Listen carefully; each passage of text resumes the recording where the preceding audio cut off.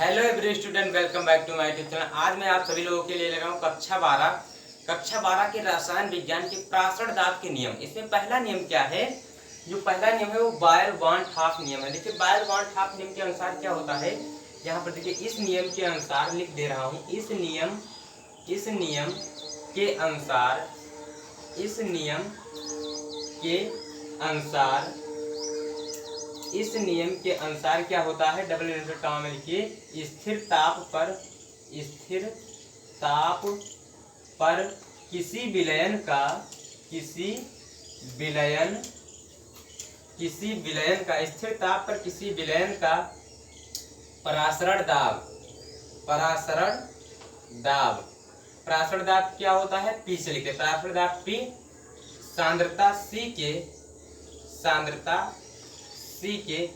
सांद्रता सी के समानुपाती होता है। क्या होता है? सांद्रता सी के समानुपाती होता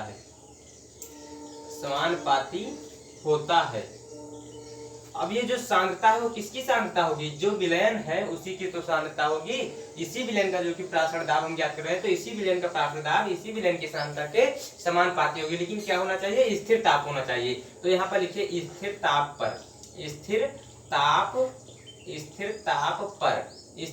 क्या होगा? क्या कह रहा है? पी जो होता है वो सी के समानुपाती होता है, तो पी समानुपाती सी हो जाएगा। अब देखिए यहाँ से जब आप सभी लोग जानते हैं कि ये जो समानुपाती का चिन्ह होता है या अनुपाती का चिन्ह होता है, वो जब हटता है तो दाहिने तरफ एक कांस्टेंट आ जाता है के, यहाँ पर के इक्वल के सी हो गया। अब यदि यहाँ पर यदि एक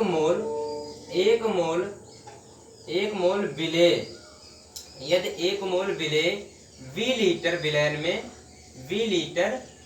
विलयन में उपस्थित हो, विलयन में उपस्थित हो तो क्या होगा? उपस्थित हो तो आप सभी लोग जानते हैं जो सांद्रता ज्ञात होता है वो विलेय के मोल बटे विलयन का आयतन होता है। तो यहाँ पर P इक्वल टू के और C के स्थान पर क्या हो जाएगा? 1 बटे V, क्योंकि मोल जो है विलेय का वो 1 है और विलयन का आयतन V है। अब ये B जो इधर भाग में इधर आएगा क्या हो जाएगा?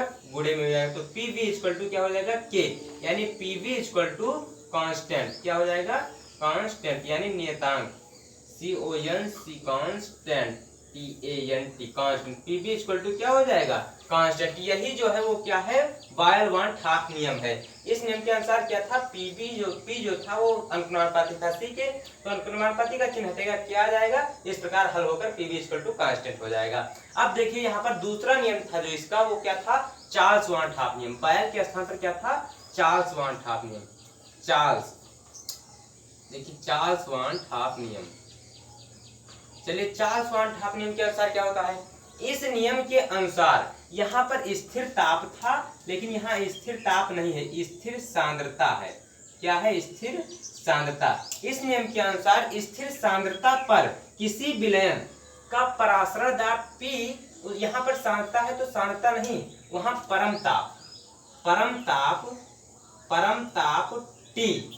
परम ताप कैपिटल T के समानुपाती होता है। तो यहाँ पर जो C था, जब यहाँ पर क्या हो जाएगा? स्थिर ताप नहीं, स्थिर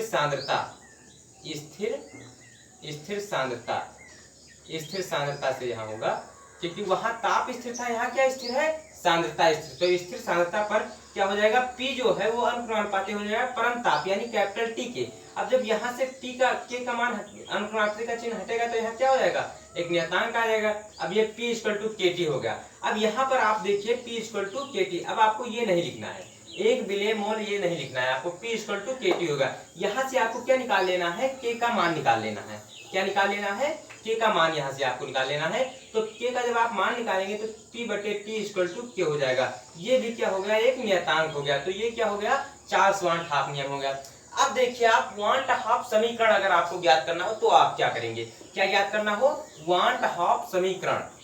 देखिए वांट हाफ समीकरण ज्ञात करने के लिए आपको बायर वांट हाफ नियम का इस्तेमाल करना होगा और चार्ल्स वांट हाफ, दोनों का इस्तेमाल करना होगा। यहाँ पर अगर आपको वांट हाफ समीकरण निकालना हो, क्या निकालना हो?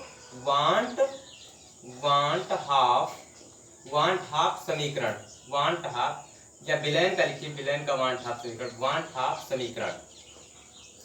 वांट हाफ समीकरण अगर आपको ज्ञात करना हो किसी विलयन का, तो आप क्या करेंगे, पहले लिखेंगे कि बायल, क्या लिखेंगे, बायल, बायल वांट हाफ समीकरण नियम, बायल वांट के नियम से, बायल वांट हाफ के नियम से, बायल वांट हाफ के नियम से क्या होता है, इनके नियम से, नियम से, इनके नियम से जो होता है वो P जो होता है वो अनुक्रमानुपाती होता है C के। इसे आप मान लीजिए समीकरण 1, ठीक। अब उसके बाद चार्ल्स वांट हाफ नियम से क्या होता है, तो चार्ल्स वांट हाफ नियम से होता है, वांट हाफ नियम से, चार्ल्स वांट हाफ नियम से क्या होता है बेटा, चार्ल्स वांट हाफ नियम से होता है P अनुक्रमानुपाती होता है जो वो T के होता है। इसे आप मान लीजिए समीकरण 2। अब आप क्या करिए, समीकरण 1 और 2 से देखिए, समीकरण 1 व 2 से देखिए, 1 व 2 से क्या हो जाएगा, इस तरफ बाएं तरफ का मान समान है तो आप एक बार ले देंगे P, उसके बाद फिर यहाँ पर क्या हो जाएगा, समानुपाती C इंटू T, ये हो जाएगा। इसे आप क्या मान लीजिए, समीकरण 3 मान लीजिए। अब यदि यहाँ पर देखिए, यदि यहाँ पर देखिए, यदि अभी इसे मत मानिए समीकरण 3, यहाँ से देखिए, जब आप सभी लोग जानते हैं जब ये कांस्टेंट यानी अनुक्रमानुपाती या समानुपाती का चिन्ह हटता है तो दाहिने तरफ से क्या आ जाता है, नियतांक आ जाएगा, तो एक नियतांक यस आ जाएगा, यस सी टी हो जाएगा। इसे आप क्या मान लीजिए, समीकरण 3 मान लीजिए। अब यहाँ पर देखिए, यदि यन मोल विले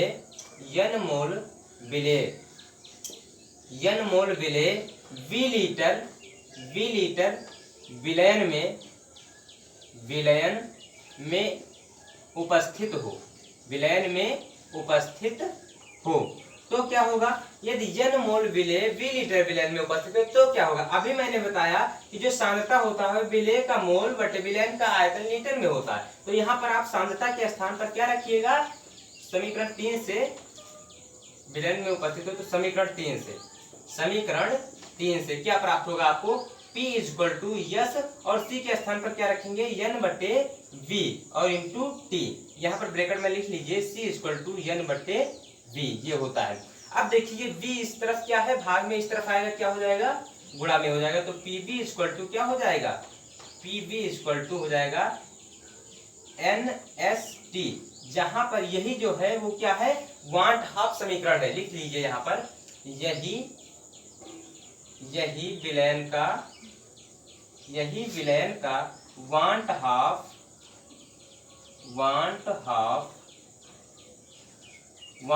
समीकरण है, यही क्या है, विलयन का वांट हाफ समीकरण कहलाता है। अब देखिए यहाँ पर यस जो है वो क्या है, यस देखिए क्या है, यस जो है वो क्या है, विलयन स्थिरांक है, विलयन स्थिरांक है, यस क्या है, विलयन